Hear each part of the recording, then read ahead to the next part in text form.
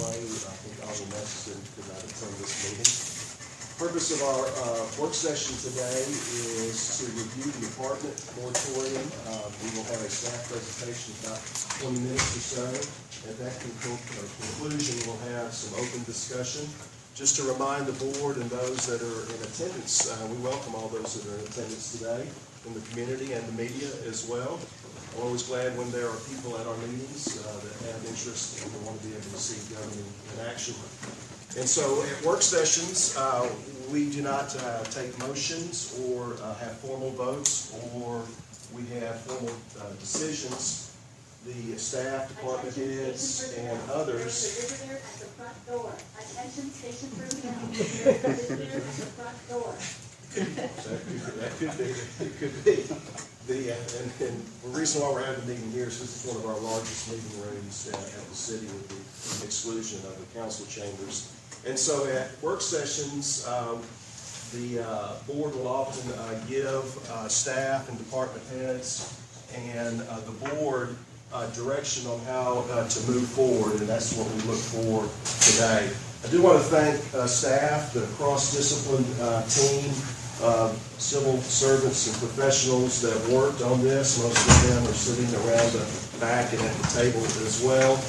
I don't know the exact amount of man hours that was put into this project, but it was very comprehensive, using a lot of Six Sigma type of processes as well to formulate this report and to disseminate it and get it to the board. So thank you, staff, for great work and in doing so in a non-biased way.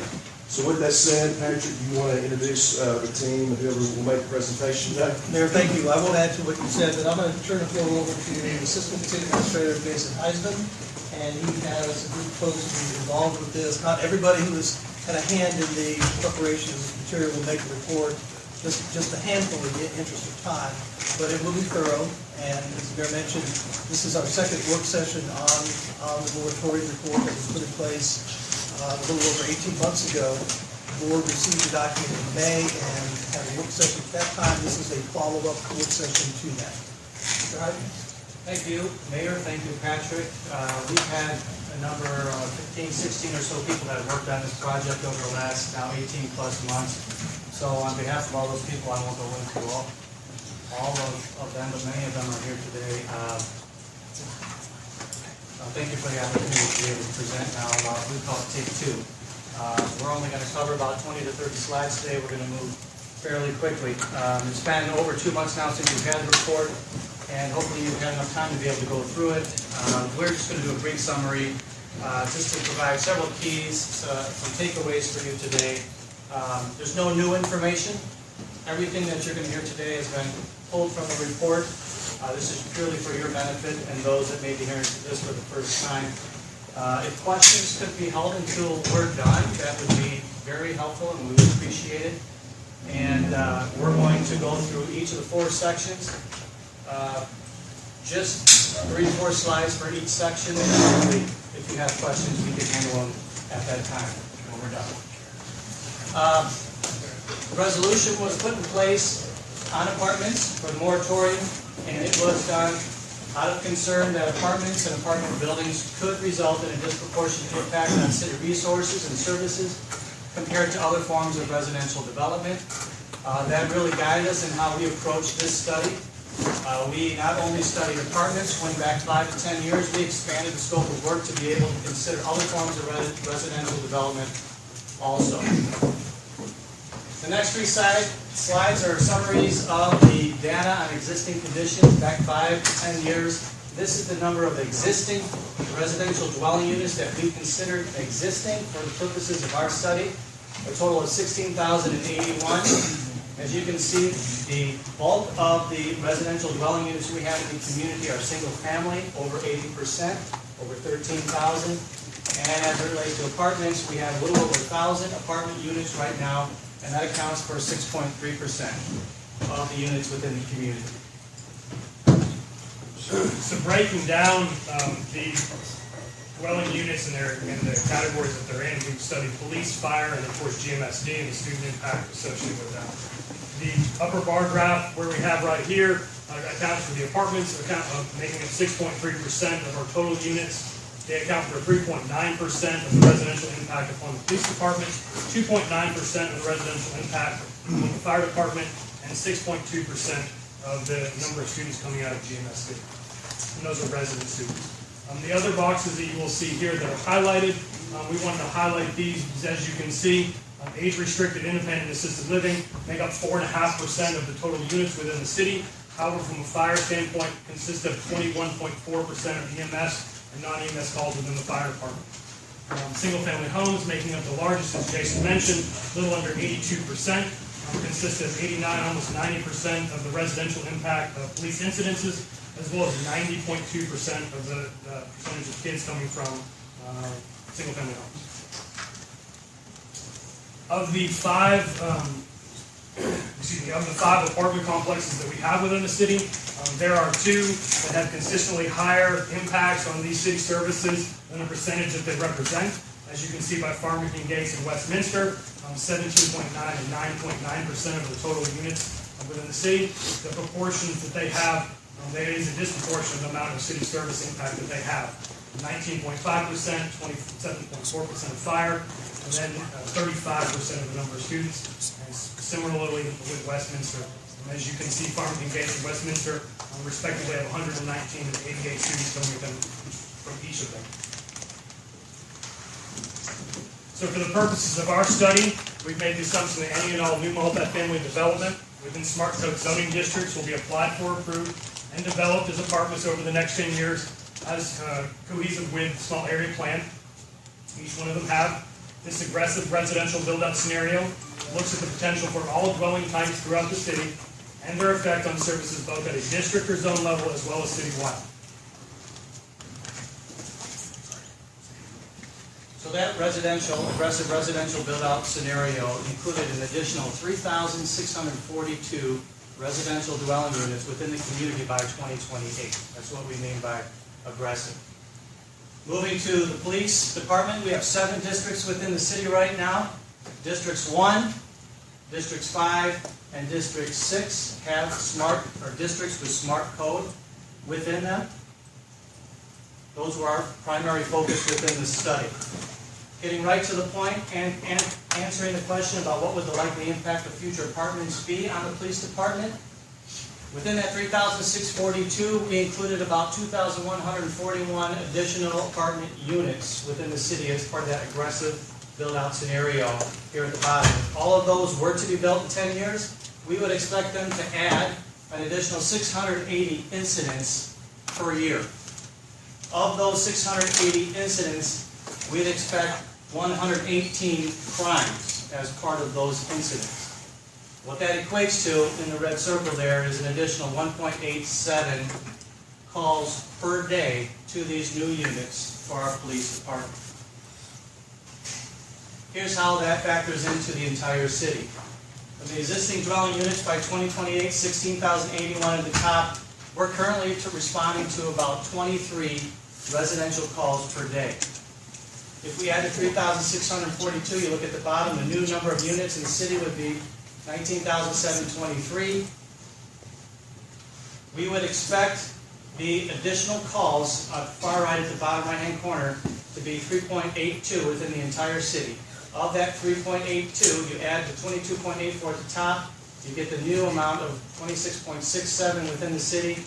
You can see where the 1.87 factors in coming from apartments. That 1.87 is somewhat equivalent to the 1.76 that we'd expect from an additional 1,202, I believe it is, single-family homes that could be built within the city based on zoning and small area plans that we have within the city right now. So we'd expect an additional 3.82. Of that 3.82, 1.87 would come from the additional 2,141 apartments. Looking at all of the 7 districts that we currently have within the city from a police standpoint, and you can see that District 1 from a residential standpoint is already much higher than the other 6, or the other 6 that we have. Districts 5 and District 6. District 5 is a central business district, and you can see the number of residential calls where it is currently. District 6 also very limited residential call volume down here. within those students. Both of those districts do not have a very high concentration of residential housing or any residential housing within those areas. Already, District 1, as you can see, is statistically higher. With our build-out scenario, given District 1 does increase slightly, and you can see with our aggressive build-out within the Forest Hill Heights and the Central Business District, they do increase. However, District 1 still maintains the highest number of residential incident call volumes, and I believe this is definitely one reason why we're currently looking at District 8 within that area right now. Moving to fire, currently we have 4 districts within the fire department. Districts 3 and Districts 4 are the districts that respond to smart coded areas where apartments are allowed.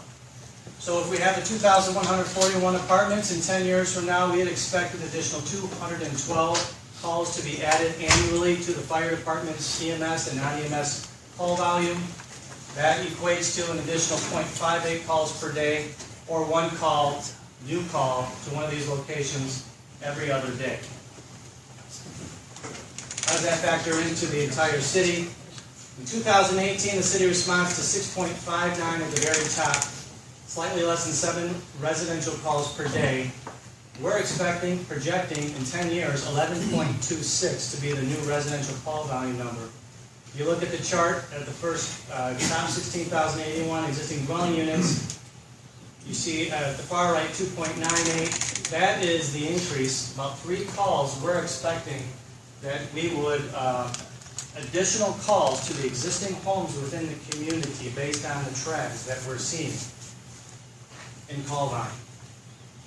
So if you add the new residential dwelling units, 3,642, I believe it is, that's your new total. We'd expect an additional 1.68 to come from the new units. So the 2.98 and 1.68, the total is an additional 4.66 throughout the entire community that we'd expect, and that takes us from the 6.59 up to 11.26. The majority will come from existing dwelling units. The additional residential units will add 1.68, and of the 1.68, there's your 0.58 coming from apartments, which is equivalent to the 1,200 from the single-family homes, and the one development within this community that is assisted living, age-restricted, independent, an additional 162 units that are currently being built. They have needed development on the north side of the community that's equivalent to that. Of the fire districts that we currently have, you can see the Districts 3 and Districts 2 see the highest residential call volumes within the fire department. District 3 consists of the West Poplar Avenue as well as the Central Business District. These are just the existing residential dwelling units within them now. Over the past 10 years, we've definitely seen increases in all districts.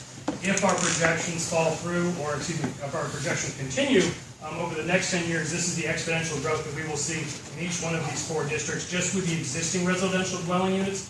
If we add our potential residential build-out, we're looking at definitely an increase in Districts 3, and then the Forest Hill Heights, as we know, we put that on coming around in 2023. There will be a slight increase there as well. But regardless, just the existing dwelling units itself, I think, is cause for looking at this because of the potential for the call volumes to continue to grow exponentially as they happen. Moving to schools. Next week or the week after, when we start our new school year, we are going to have 4 elementary school districts here with the addition of the Forest Hill Elementary School. And here's a map of our 2 middle school zones, and of course the high school, Houston High School within GMSD serves the entire community. Last school year, we had the capacity of to serve 5,850 Germantown students. With the new school going online, about 815 seats, our new capacity numbers is 6,665 within the city. As mentioned in our previous presentation, for the purposes of our study, we looked at any of the new apartment complexes or developments coming into the city. We classified them into either a Type A or a Type B kind of complex. Type A is a vertically mixed use or a multi-family residential building, similar to that of Thornwood. They consist of usually around 50% studio or 1-bedroom apartments and and 50% 2 or more bedroom apartments. The other category that we looked at is an apartment type B, and that's a standalone single use multifamily residential complex similar to that of Watermark, where they consistently make up around 40% studio or one bedroom and 60% 2 or more bedrooms. As we mentioned also a couple months ago, we were able to find strong correlations between the average monthly rent of 2 or more bedroom units and the number of students coming out of them. In other words, the cheaper the less expensive the apartment development, the more students that we found coming from them. We also found that a development that has more 2 or more bedroom units also providing more students coming from it as well. Looking at our regression analysis, we could see that Westminster and Farmington Gates are 2 of the least expensive apartment developments that we have within the city, and also provide 2 of the higher number of students, as we mentioned previously. And as you can see with our regression, the more expensive the apartment complex becomes, the fewer number of students come out of it. Utilizing that, we were able to then estimate out the average number of students per 100 units of the 2 or more bedroom apartment developments that we would have. So a type A apartment like Thornwood, estimate 2.7 students for every 100 units of 2 or more bedrooms, and then Watermark would estimate around 15.3 students for every 100 units. And based upon the average monthly rent associated with those 2 or more bedroom units, we can then estimate how many students would be coming out of that on a per 100 basis. So plugging those computations into the bigger picture with those 9 potential sites where apartments could go, and if the 2,141 were approved and in place 10 years from now, we would expect, we go back to where I was. If we consider that 1,200 of them roughly would be 2 or more bedroom units, we would expect an additional 123 students to be added to the GMSD school system. And in your report, we provide this chart that you can see how they would break out by apartment type A and apartment type B. So, summary of the school system. The 2018-19, that was the enrollment in the school system, 5,489 resident students coming from existing dwelling units. Based on the demographer projections that the school district had completed a few years ago, we expect an increase in student enrollment, and then a decrease back 10 years from now. It would be roughly the same number of students coming from the existing dwelling units, 1 additional student from there. With the new school being added, the additional capacity starting the school year is a little over 1,000 seats that would be available to new students. Down here in the bottom right-hand corner, we add additional students 10 years from now, 123 from apartments. If there was 1,200 new single-family homes, we'd expect 423 students to come from there. And then condominiums is a single-family attached development in the Forest Hill Heights area. We add the 569 here to the 1 additional student. We've added a net increase in 10 years from now to the GMSD school system with this aggressive residential build-out scenario of 570 new students. We add that to the existing number, and we would still, within the school district, have a capacity to serve an additional 600 students within the school system. So we mentioned the slide, or this graph on the front in the beginning, with our forecasted addition of 3,642 new residential dwelling units within the city. You know, if the 2,141 were developed as we forecasted, that would bring our percentage of apartments from 6.3% to 16%. And again, even though adding the homes would bring down that percentage because of just the disproportionate, we would bring it down to 72, almost 73% of total family homes. Even though we did have Avenida, that is incremental, and it's still around 4.5% of our total dwelling unit. As you can see by our red boxes, just with Avenida increasing, as well as the growth that we've seen within the fire department, EMS and non-EMS calls, that percentage would increase to 30.4% projected from the fire calls to an age-restricted, independent, and assisted living household or a dwelling unit. And you can see that from the 16%, it would take 10.2% of the police residential impact, 8% of the fire, EMS, and non-EMS residential impact, and then 7, almost 8% of the number of students coming out of that. Okay, with that, we're going to move it on to infrastructure. Switch sides.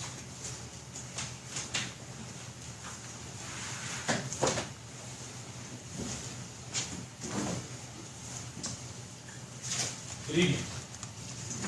I want to thank you guys for the opportunity to present this summary of our infrastructure impact analysis of the apartment moratorium report. I want to thank you all for your role in the decision-making process for our infrastructure decisions that have been made over the past decade. This city is well maintained. Its infrastructure is strong.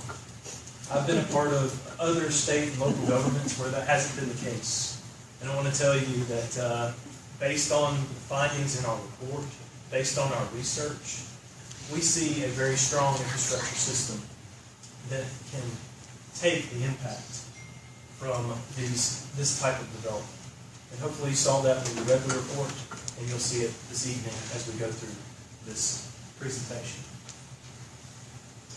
So our infrastructure summary, we gauged the infrastructure impact in 3 key commercial areas, similar to the other areas of the report. First, we looked at the Central Business District, then we moved to the West Poplar Avenue District, and then we moved south to the Forest Hill Heights District. The reason why we covered these 3 districts only is because these are the 3 areas in which current zoning allows for apartments to be constructed. Each of these 3 districts, when they were planned and designed, there were small area plans that were put forth with a lot of citizen input and a lot of input from local engineering firms that were hired to gauge the infrastructure impact and how these reports were put together. So how they were put together was with a very conservative development approach. What I mean by that is basically the engineers that formed these studies, that put together these small area plans, gauge the impact by placing the greatest level of developmental impact in these specific areas. And in using that type of conservative development model, they used a multi-use development approach. Within that multi-use development model is an apartment type development. Now, apartments don't carry the same type of infrastructure needs as a multi-use type development. So actually, when our engineers put the infrastructure studies together for these key commercial areas, we actually studied a type of development model that would create even greater impact for these specific areas than, say, a standalone, single-use type of apartment building. So that's the reason why we feel as though we can confidently stand before you this evening and say that our infrastructure is strong in these areas, because it was put into place and developed in such a way that it gauged the greatest amount of developmental impact and thereby the greatest infrastructure for these 3 key commercial areas. So our infrastructure areas of study that we studied in the report are our water distribution system, our sanitary sewer collection system, our traffic system, our bike and pedestrian system, and our stormwater system. I'm going to turn it over to Cameron, who's going to talk specifically about our central business district. Thank you, Andy. So within the central business district, this was the first small area plan. This was generated out of the 2020 plan. We started in 2007 with the community analysis. This plan went through a collaborative process with citizens, businesses, property owners, elected officials, staff, and then planning, engineering, and design professionals. And it provided us with the framework for land use, transportation policy, strategies for directing future development and infrastructure investment decisions in this commercial area and the subsequent key commercial areas and small area plans that followed. This plan was used as a roadmap. This plan was used as a roadmap in regards to developing the process of public involvement that we have consistently used throughout the development of our other small area plans.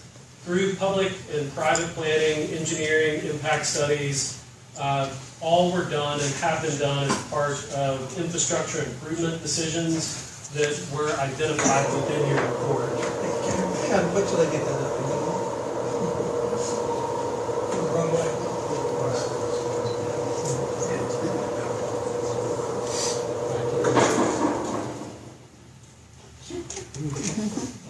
Good.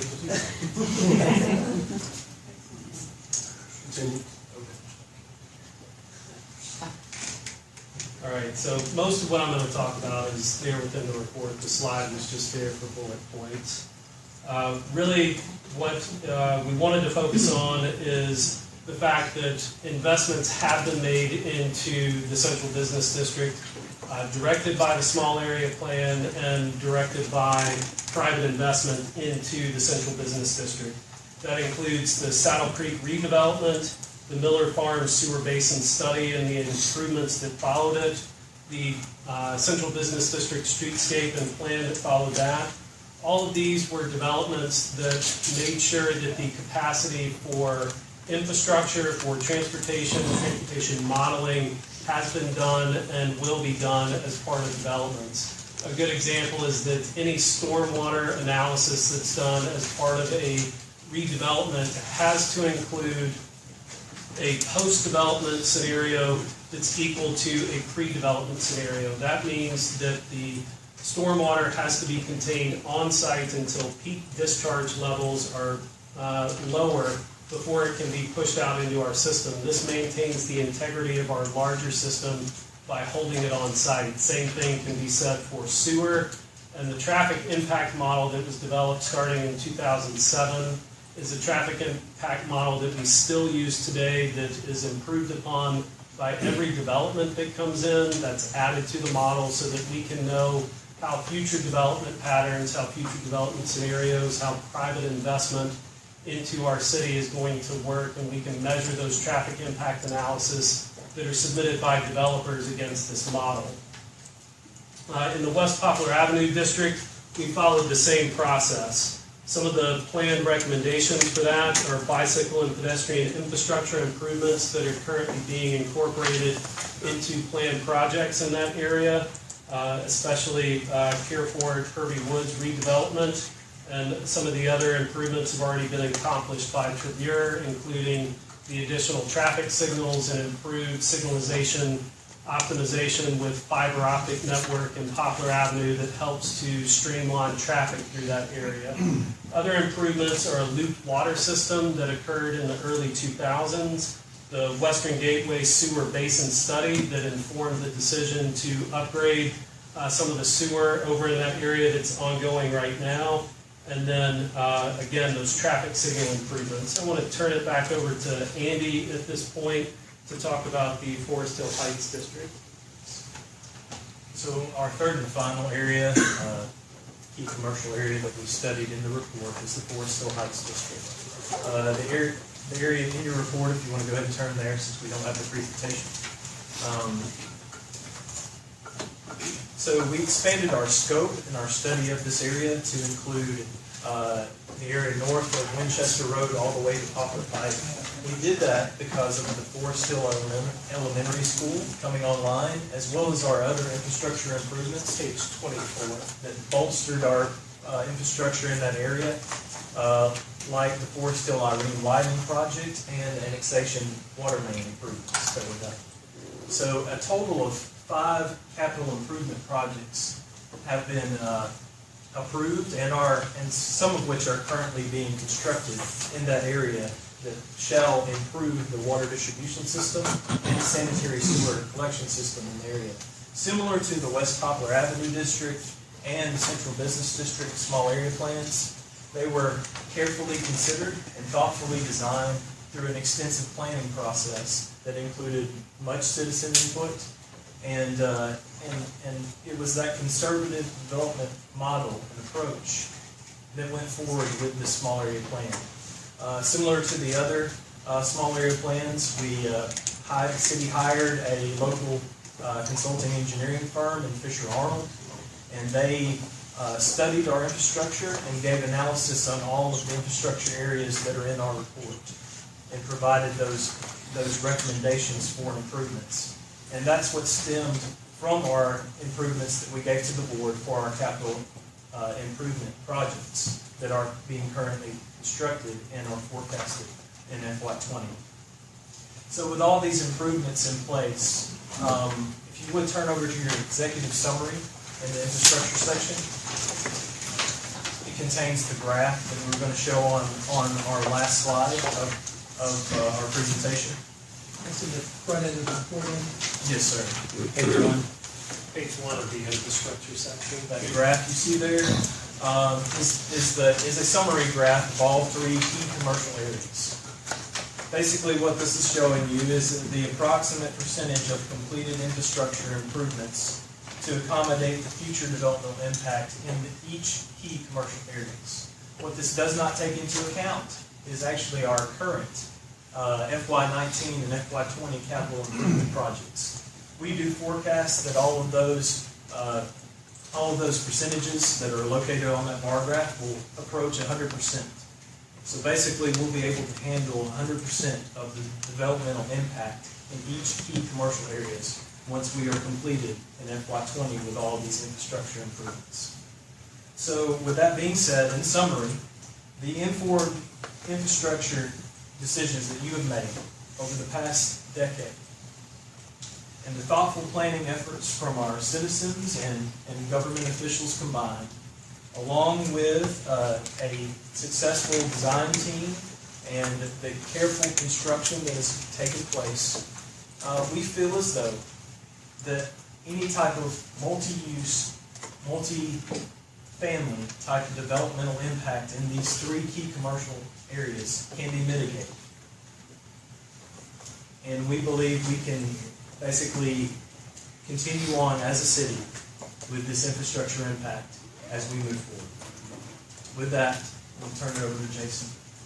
Mayor, I could just a couple questions, and then we'd love to hear from the board or engage with the mayor and the aldermen in any discussion or questions that you all might have. But just as a reminder for the board and for the public, the resolution 18R03 was adopted by the board on January 8, 2018.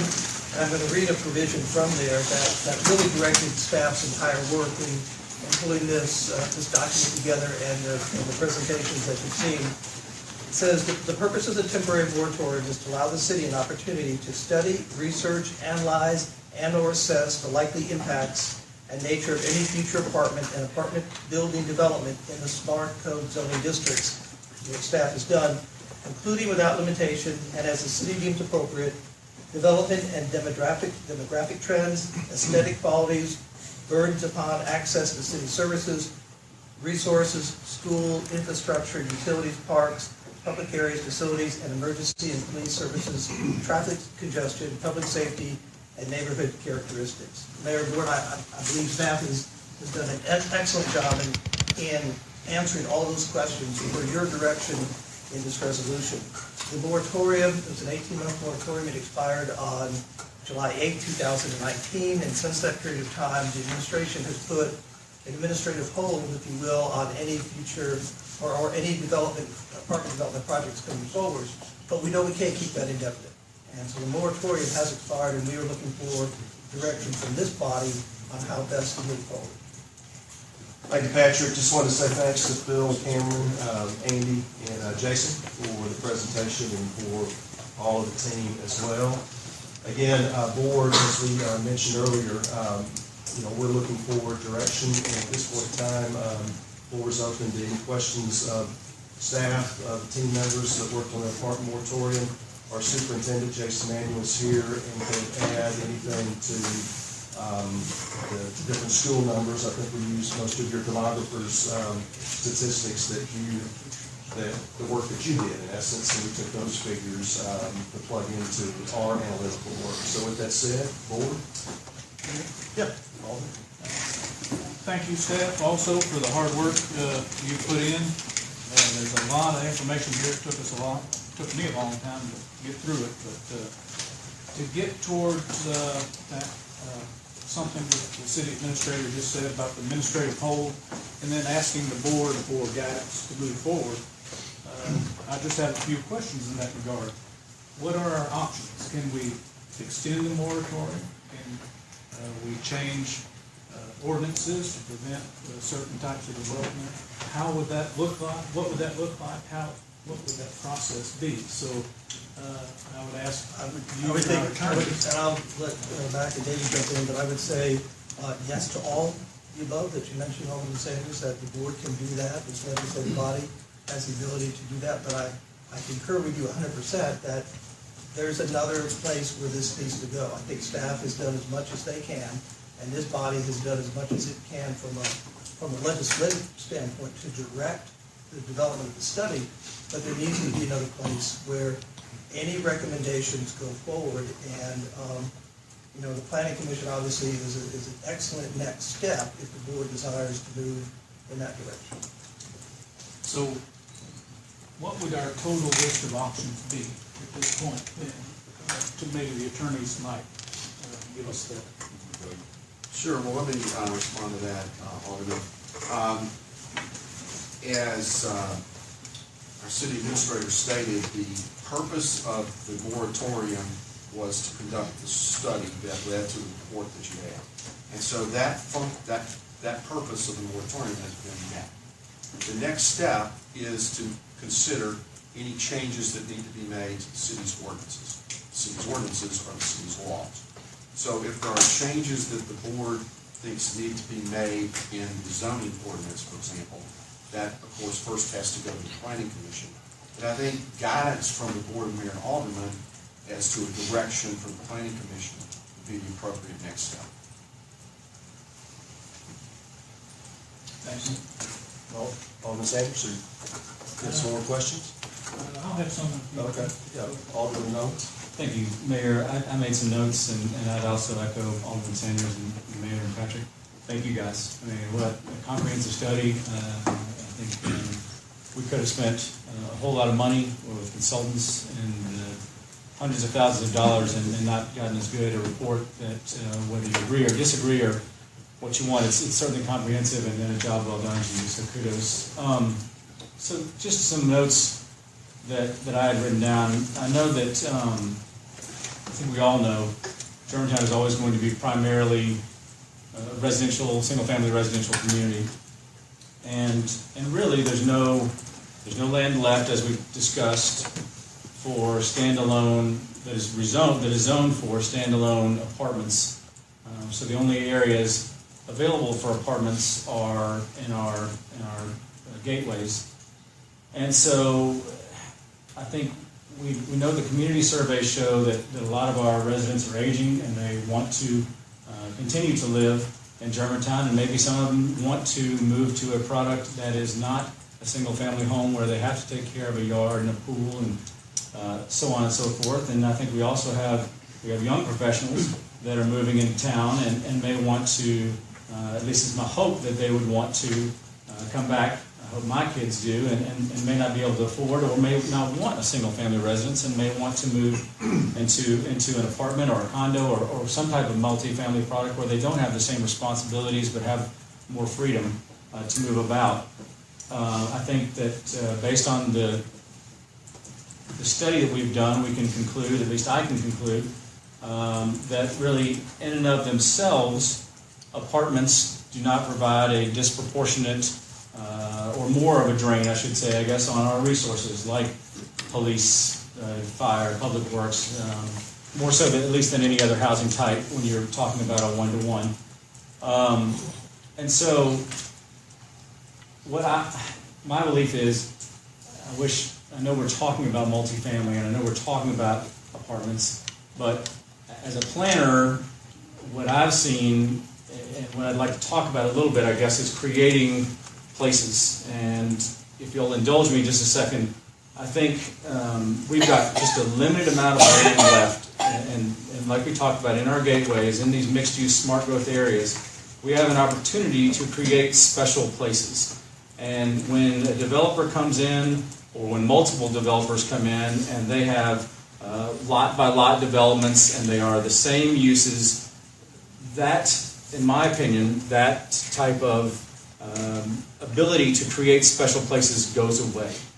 And so with the canvases that we have left, if we could get a master planned development that does include mixed uses, and these types of developments, we've heard it before, are very complex. I mean, you've got the retail, and you've got offices, and you've got open space, and you've got single-family residential, and you've got multifamily residential, and all those land uses have to work in concert together, combined with open space and high-quality architecture and landscaping to create that special place. But if you can do that, then you can really create something that is sustainable and that is going to last for centuries. And we've all seen examples. We've been out of town. You've hopefully visited different types of mixed-use developments in various areas, even in some of our sister cities. And when you go there, we hear a lot about sense of place. But when you go there, you just feel it. And I would love to be able to create that in Germantown. And I do believe that multifamily has a place in that. That there's a need for that, for the vibrancy, for the sustainability to create that special type of place. And I think that we are close with Thornwood, and I don't know if Spence is here, I don't want to knock Thornwood. I think that Thornwood is a good example of starting that, but what I would like to see is more vertically mixed use, where you have residential above the retail, and you know, let me back up too and say, I know that a lot of this is market driven, but the market can't produce that if we don't have the zoning that is enabling it and in effect for it. But to think about Thornwood just being a straight retail or straight office, or any other future development that we're trying to create with mixed uses, I just firmly believe that we can't create the place that we want, a long-lasting neighborhood in Germantown with the limited amount of land that we have left. I don't think we can create that with single-use zoning. So, Patrick mentioned the types of zoning changes that we'd want to have would have to come from the Planning Commission. I personally would like to see administration direct the Planning Commission towards creating, and I don't know what that looks like yet. Honestly, that is really something I would like the Planning Commission to see this study. I would like that body to have a steady amount of time and input into what they feel is necessary. Obviously, we're the board, and we make the long-term decisions, but I would love, we're a process-driven city, and we get input from our planning commissions and other commissions to help us make decisions. And so I'd like to have them take a look at this. And I've kind of gone off tangent here, but some of my notes, I'd like it if we could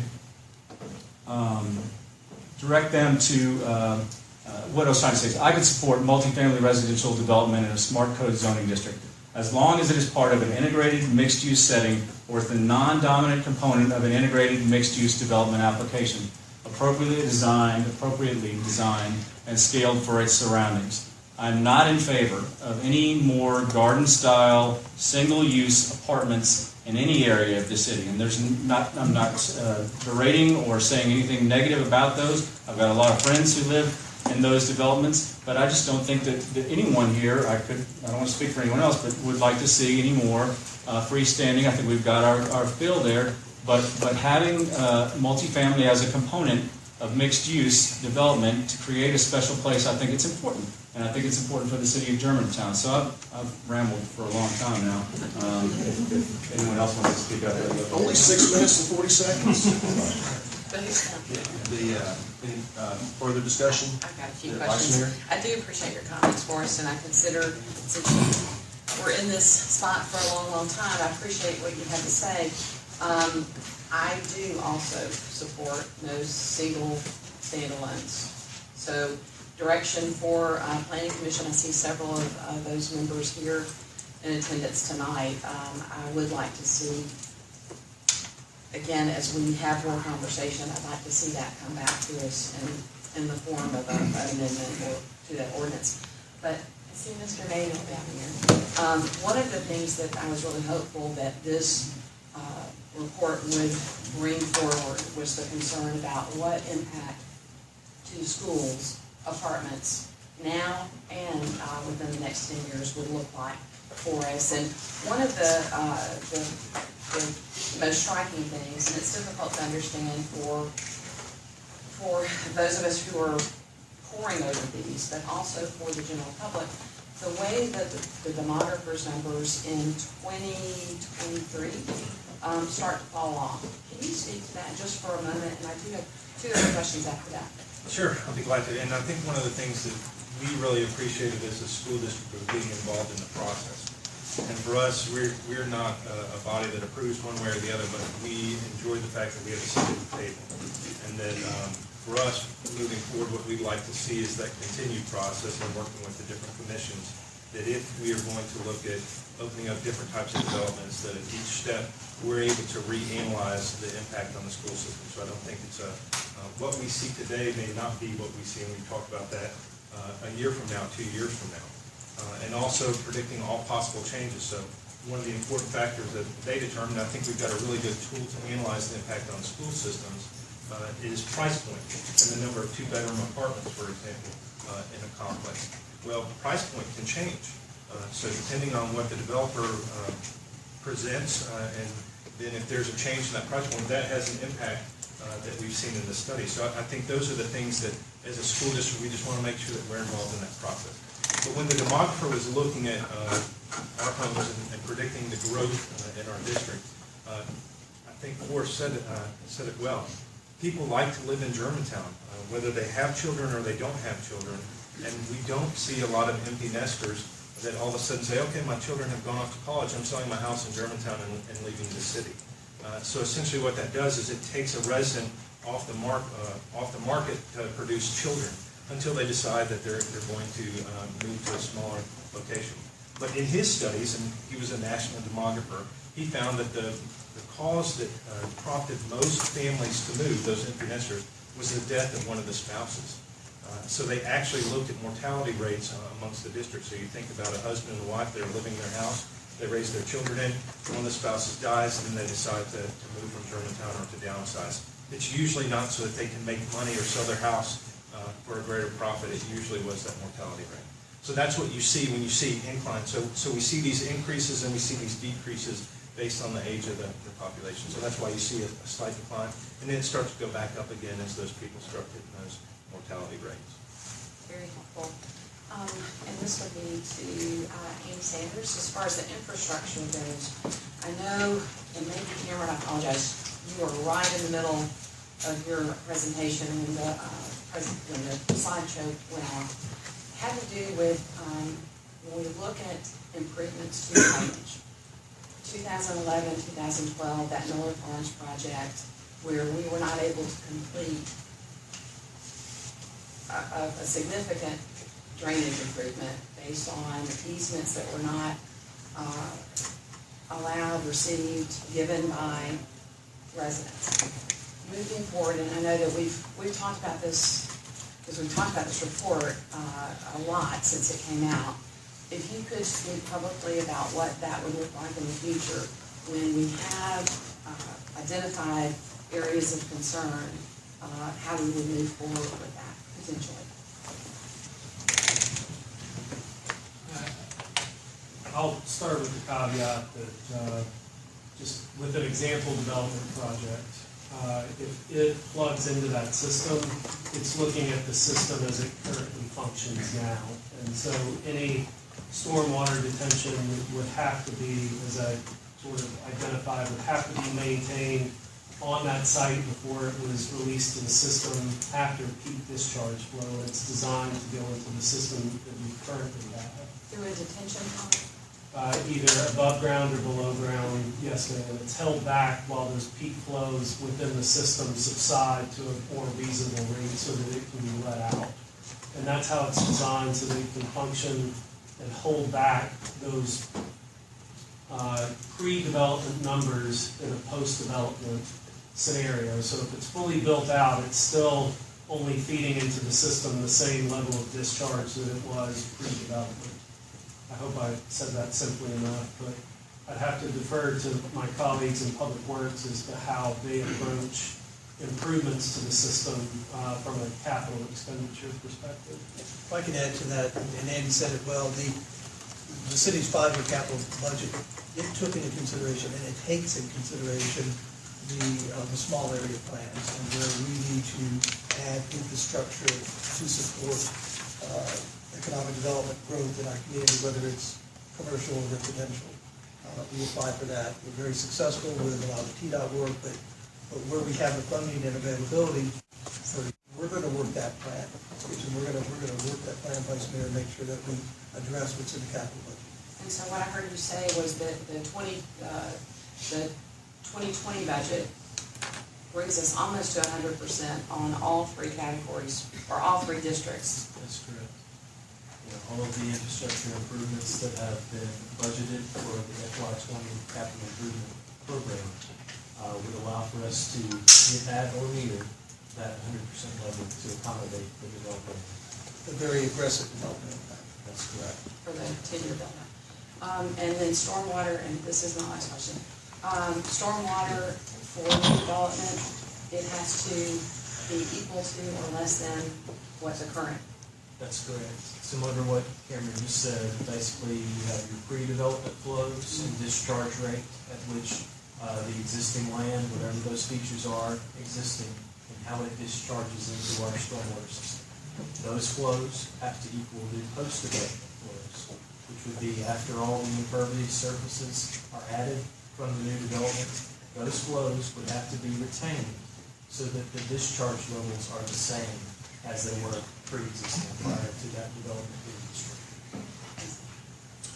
Alderman Yonda, did you have some questions? I don't have questions. I do know that my expectation level of what the impact the apartments would have was not met. They're much less than my expectation, but when it came to retirement communities, they had more of an impact in our community than I expected. So that's something we need to think of, but I want to thank Alderman Owens for his comments. I was sort of looked to him for planning stuff for some reason, but 10 years ago. It'd be hard pressed to say, no, we can't have apartments. I don't like, I like Thornwood an awful lot. I believe that is the direction we need to go. Mixed use, multi-use. We've got houses in Somerset have gone up like $300,000 in a short period of time, right there in that village, basically. And I think that's going to be a great area. Of course, the Thornwood apartments are standalone, but they're part of the community that's there, or the village, as we've been calling it. So I think that's important. I also know it has had no impact on our schools so far. I'm an empty nester, but I've bribed and talked my kids to come back, so I brought children back to go to our schools. But I think what Forrest Alderman Owens has said is extremely important. I think we need to move it to the Planning Commission with direction. If you'd agree that this mixed use is the direction to go, I think that's a beautiful place over there in Thornwood. It's not exactly what I've seen in Sandy Springs, Georgia. It's not exactly what I've seen in other areas. I think there's a great fit, but maybe we can move forward in that direction. To say we do not want any apartments is hard pressed to do, because we do need apartments for the older people that want to live in our community or in the young. I know you, Alderman Gibson, have a niece in Thornwood. She must be very successful at this early age. But anyway, I think that I'm not for the single standing apartments. So I don't really have any questions because I've gone through this book so much. I know, I worry about the schools being able to cover overhead, having that many spaces available, which I'm sure you are too, but they'll come eventually. Alderman Sanders? I too agree. I'm not for standalone apartments at all. I know from campaigning,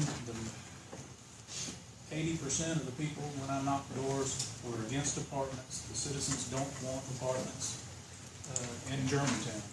I may consider some multi-use, but I want to talk for a minute about, we talked about our police and fire impact, and they briefly talked about infrastructure.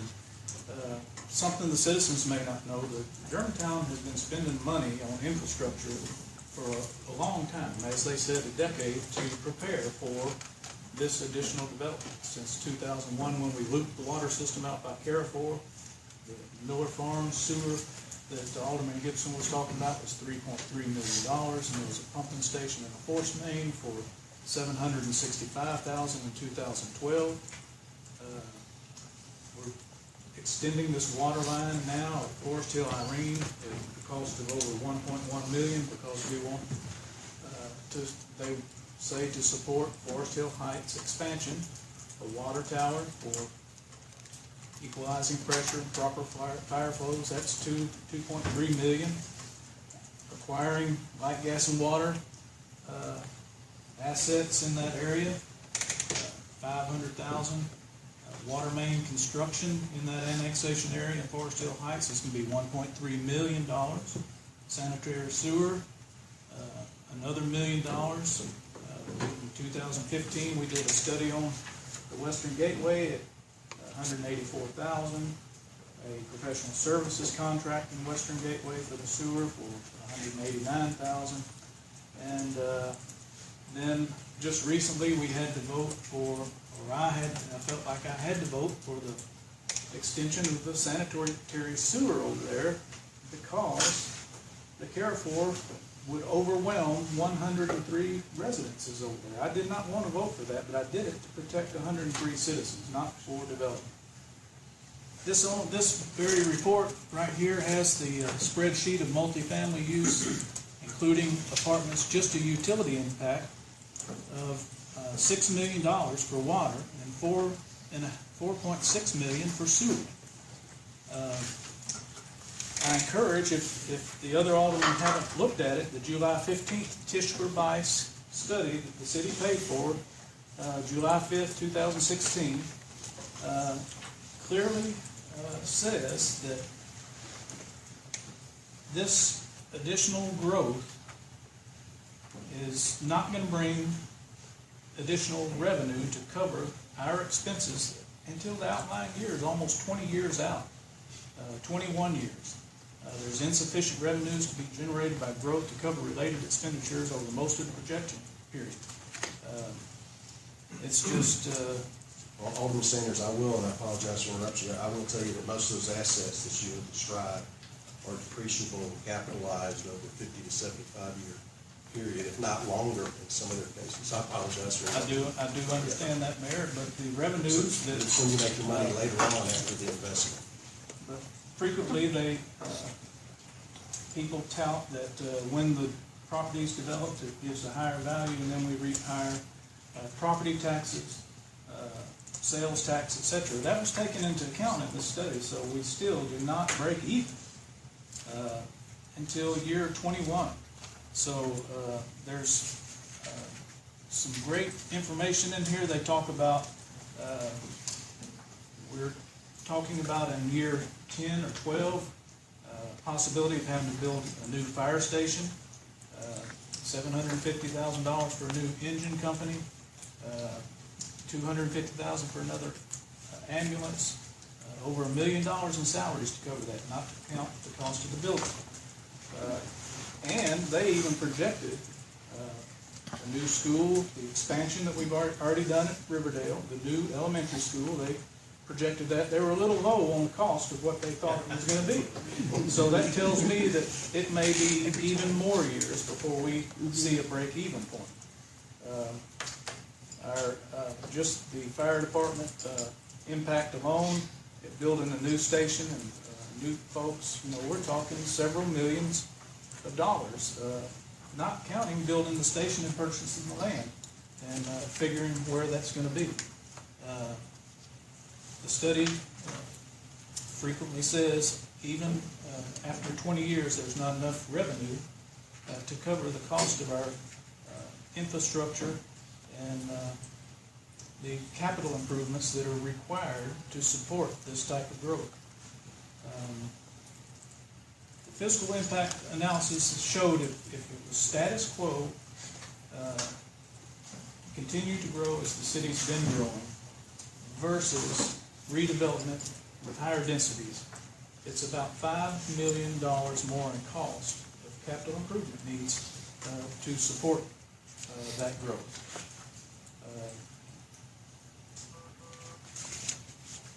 With the schools, we briefly talked about those.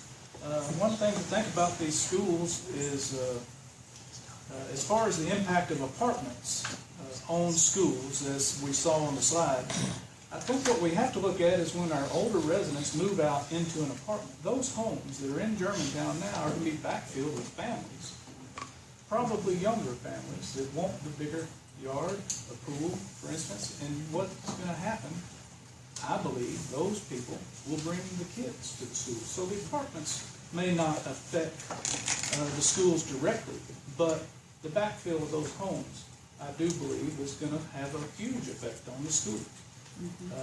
We're building the new school. Now we need to think about, I know Alderman Yonda may not be happy, but the upkeep of all these buildings. There's going to be huge new costs that we haven't had with the expansion at Riverdale and this new school. So we've got to take that into account too. So it's just so many areas that we look at. We've got to look at our roads, put more people in town. We already see we're having to expand our roadways to make them safer. Signalizations. Just in Forest Hill Heights alone, the signalization costs are over $1 million to support just that one node out there. We're talking about new signals at the Western Gateway, some over in the medical district. So Those are fairly funded though, I think. some, we do have a cost basis. In the past, we have in Germantown been very fortunate to seek grants and maybe get an 80-20 match, but that might not always happen. So we've got to think about the future of growth. What if we were responsible for 100% of that? But this own study did say our signalization costs would be $1 million.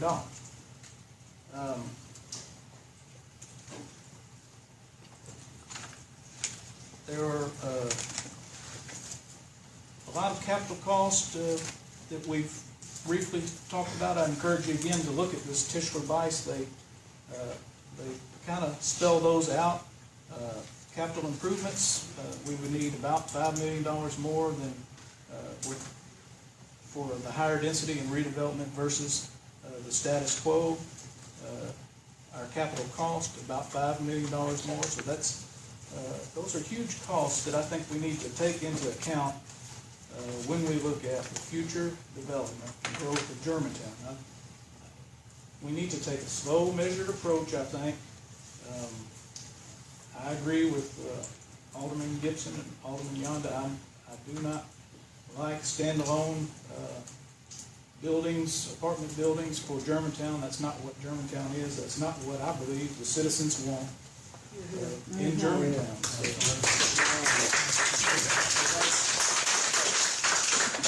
Please, it's not a rally, it's a meeting. I think we can be thoughtful about our growth.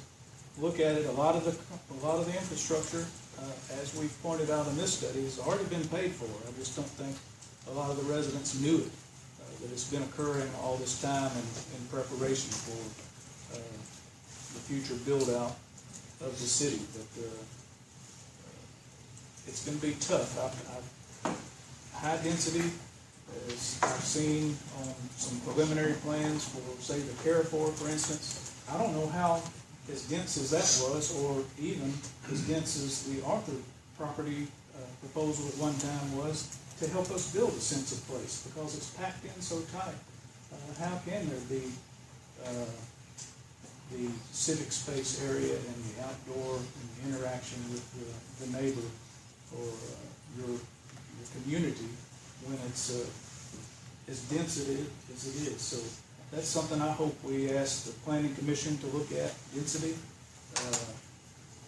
I know developers need to make it as dense as they can to maximize the space and cost and the return on their investment. But if we truly want to build a sense of space and a place to interact and have things happen and hold people there, and to build a small community such as my neighborhood, there's plenty of room to get out and visit with the neighbors and kids play together and what have you, but I just think we really need to look at Alderman, you're about 11 minutes. Some other folks might want to be able to contribute as well. just to wrap it up,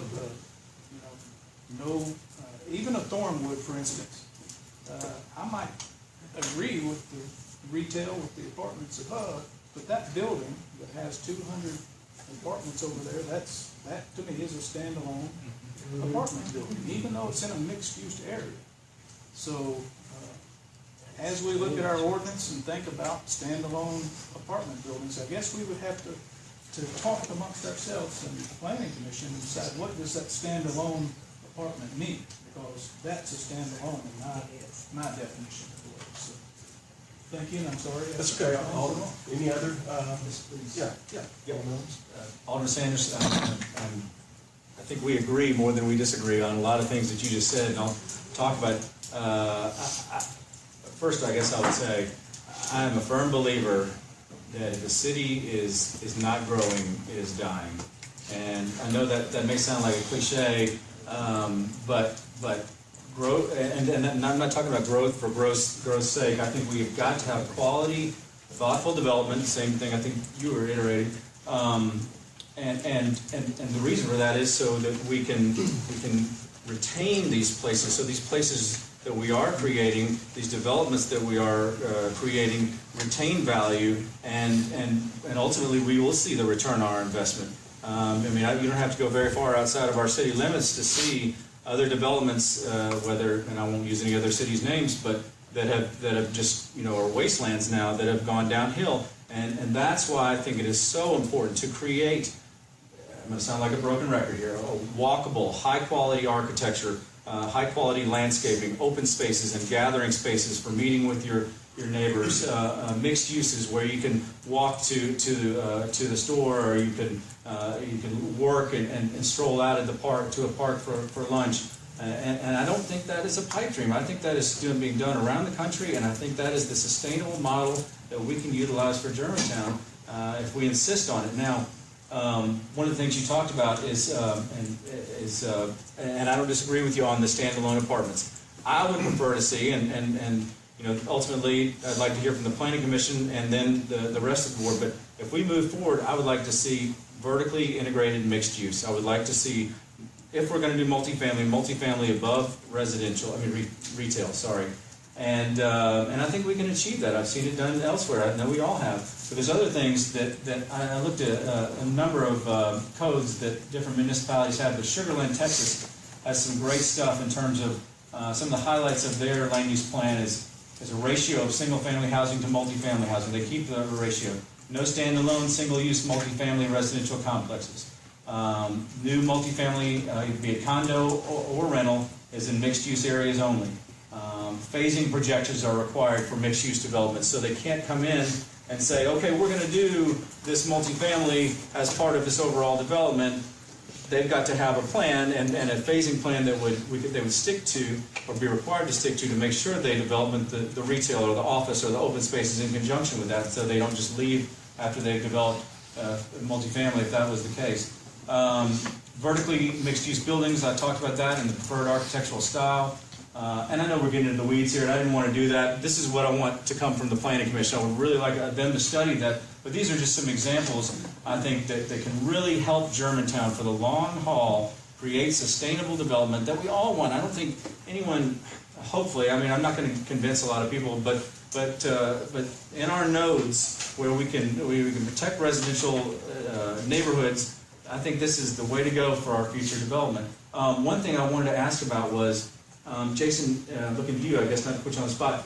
In your study, I think your study illustrated that for apartments there is a distinct difference when it comes to rental rates, and that goes to the number of students that we just talked about. And I'd like you to give to the Planning Commission this data, if you all can do this data, or Cameron, Mr. Ross. What type of design elements can we utilize in new mixed-use developments that have multifamily that help them to retain value. And I know Thornwood has an interior access only, and there's no, what am I trying to say, no courtyards, not courtyards, but is it balconies or? No exterior patio. No exterior patios, thank you. And so I know those are some, there are more that I'm not thinking of, but we've got to make sure that, and I think that will retain value in a mixed-use setting, a quality mixed-use setting, but we've got to make sure that they retain their value so their rents can stay up high, and so we don't see an influx of school kids because they're a little bit higher density. So anyways, there we go, talking too much again, but. Is that it? That's it. All right. Calling God? Yeah, prosperity must be hell around here. I guess we're doing really well. But I believe, I've been involved in the finances for the last 6.5 years. I don't think there's any development that we've had, including the one I live in, and probably the one that Alderman Sanders lives in, were built in terms of the infrastructure being a profit center. It is amortized out for quite a while, quite a ways out. So as we amortize it out, the profit structure comes back to us. We didn't get into the ambulance business to make a profit, but it sure would be nice to break even. It's government, and it's not necessarily there to make a profit. And I think the planning that's been done before I was here, the planning that was done maybe when I was in high school in 1970, has brought us to have a great city, a great community, and I want it to continue in that direction. We've had a $6 million increase in the last 6 years in our sales tax. That's about a 42 cents on your property tax. That's a lot of money because our development and our prosperity has brought that to us. I'm not really for standalone apartments, except in a situation like Thornwood. I think that works. Most of the people that I talked to that said they didn't want apartments gave me the reason: school crowding and the police. This report doesn't say that we have that kind of problem. So it's just kind of hard to say that we can't have ever any apartments unless they're on top of a retail or something like that. But I think it's important, and I like what is going on in Thornwood. But I don't think the infrastructure costs that we've had have been a bad direction to go. I think it's worked for us. I think another ambulance is going to work for us. I think all these, our new fire trucks, that's all part of our growth part. Alderman Owens is right. If we're not growing, definitely going in the wrong direction. I do think we need to move this on to the planning commission. I think they're better at it than I am, for sure. But that would be the direction I'd go, give them a direction that we are talking about here. I think we're all sort of in agreement on what we would like to see. I don't know if there's any legal issues with that. Maybe that's something that we can get from someone else, fair housing, et cetera. That might be an issue, who knows? So let's move it to the planning commission, in my opinion, but then come with a multi-use or mixed use, maybe. Like I said, there was really no other action for you all to take, but if the board is interested, the administration can decide this, we can prepare a resolution for Tuesday the 12th, moving this whole conversation based on what you staff has heard this evening onto the planning commission. And similar to the moratorium, when we collect our thoughts and be able to put something together, resolution is freely modified, amended, all those type of things like we saw it occur That night. in January of 2018, I believe. So you actually had one more time. Did you want to close out, Vice Mayor, or anything? Let me just expand on what everyone has really said. As far as to your comments, Alderman Sanders, in walking the city and talking with folks in my own profession as a residential realtor who believes in the American dream of homeownership. What I have seen personally and professionally is that there is a bit of a difference now for what some our young people do. They aren't getting their first home at the age of 24. They are delaying that. There's much more movement among them. And so that diversity of housing within our own city, I felt like that. I feel like that is still important. It's still relevant to have those places for for our young people and our more seasoned residents to be able to have a place to go to. Having said that, to Alderman Yama's point, the key focus for me was schools. I really wanted to see what that impact was, because those were the folks that I were talking to. They were very concerned about, before the Houston Middle expansion, that we were gonna have enough room within our schools to be able to accomplish teaching students. And I think that the report certainly indicates that we will have that capacity. Going back to, you said prosperity, but I thought you said, Rock, I thought you said posterity. And that goes back to why we do things thinking 20 years ahead of time. And it really did bring home for me, and I can say this, a very personal statement to people that I've known a long time. My dad planting trees on Poplar Pike so my daughter could stand out under that Japanese maple to sell lemonade at the Germantown Festival. He didn't plant that for himself, for him to receive the shade. He planted it for the shade that will come later, long after he left. And so I think that's what we're trying to do. We're trying to make good decisions today, but also the future of Germantown. So, If I could ask the city administrator. Sure. If we put together a resolution, as you're suggesting, to move it to the planning commission, we had the moratorium in place while we conducted this study for 18 months. So what do we do in the meantime? Like, I might suggest they don't need as much time because this report's already together, but, a 9-month or a 12-month extension of our moratorium while they decide. And because we have to look at ordinances, we've got to look at changes that we might need to make. A lot of things, I don't know if you can do an administrative hold for that long period of time. So I think I would encourage this board to ask that we extend this moratorium for an additional period of time to allow them to come up with their studies, and then let us work with our attorneys, develop ordinance changes with economic development, whoever else is involved, and we gotta have a 3-reading process. So that would be my report. The ordinance changes would be initiated at the planning commission level. Correct. And then recommendations ultimately to the board. You're right, it's going to be a Resolution only takes one initial reading, though, I'm not sure. Oh, Yeah, right. yes, so, yeah, we can incorporate that, or you can, when it's presented that evening. Part of our effort is to try to shape something that this board can fully embrace the framework of it. If it needs to change, it's fine, and whatever is voted on and adopted, we will, as a policy, will carry it out, so. So yeah, could we just get a better idea of what that time frame would look like from start to finish, and maybe that's for Mr. Harris or Mr. Carroll to answer? I think the first part would be, I think the planning commission, whatever direction is provided, rather than put them in a box and say you've got 12 months or you've got 6 months, I would think the presentation by Mr. Heisman and his group to the planning commission, the resolution in front of them, I think it should be written in such a way that this body's not too deep in the weeds, but broad enough to be able to capture the conversation this afternoon, give that general direction. There'll be some specificity to it to the planning commission, Vice Mayor, and they can come back and say, we need this amount of time. How long would an administrative hold be applicable? Now, how can we do that, David? Well, okay, all right, back up just a minute. The moratorium was temporary, and these other words have been used, administrative hold or a stay or freeze, all those things are also temporary. It doesn't solve the issue at all. Yes, you could have an extension of the moratorium long enough for the city to adopt the ordinances that begin with the planning commission and move through the BMA.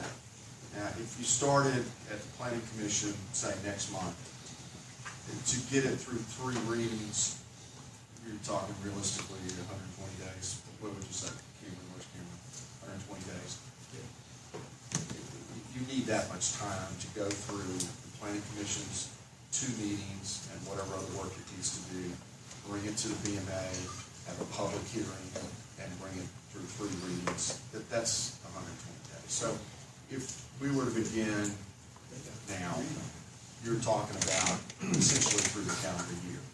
So an extension to accommodate that is logical, having done what you've done. I have a question. Do we have any apartments in the pipe? Do we have anybody even asking us? How long does it normally take in that process? I guess if we never came to us, we could just say no.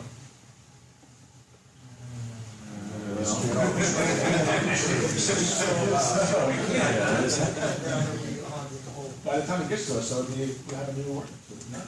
Well, that's why, again, the 18-month time period that it truly took to do this, I mean, this was at least a year in itself, had some time for meetings on each end.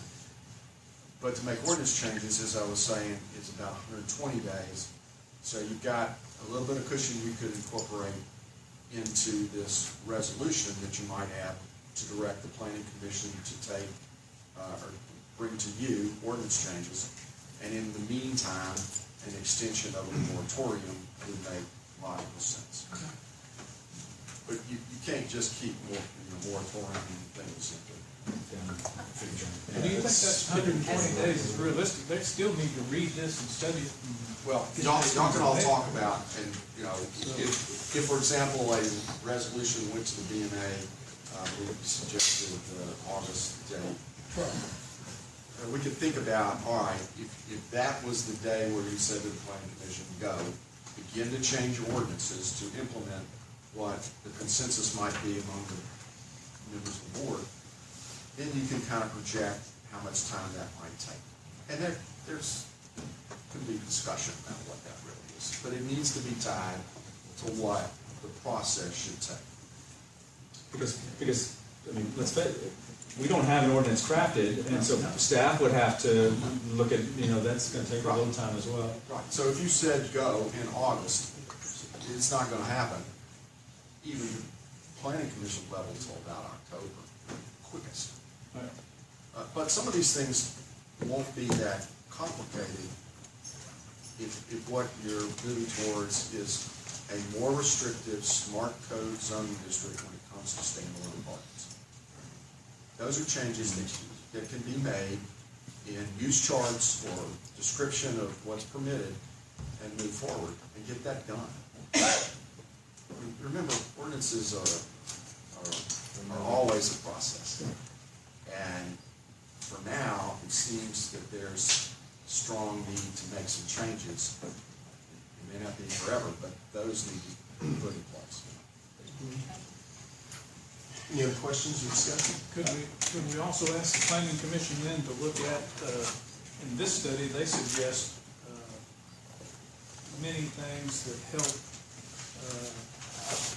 this growth scenario, such as impact fees and use type fees and things like that. So during this time, could they just incorporate that and we change, if they so desire, at the same time? Well, we can fully review those things. Are we looking at impact fees? We've had some little conversation, but not anything firm. We have development fees in place, but not what you call true impact fees. So if they've been provided, I don't know if the planning commission's seen this report at all. It might be helpful when they got this, if they look at these other. Certainly. Well, I want to take the opportunity to thank staff. We appreciate the work. I know that the 12 or 15 people that worked on this for the better part of a year put a lot of effort in it, and your professionalism and your ability to explain the numbers are phenomenal. So with that said, we are adjourned.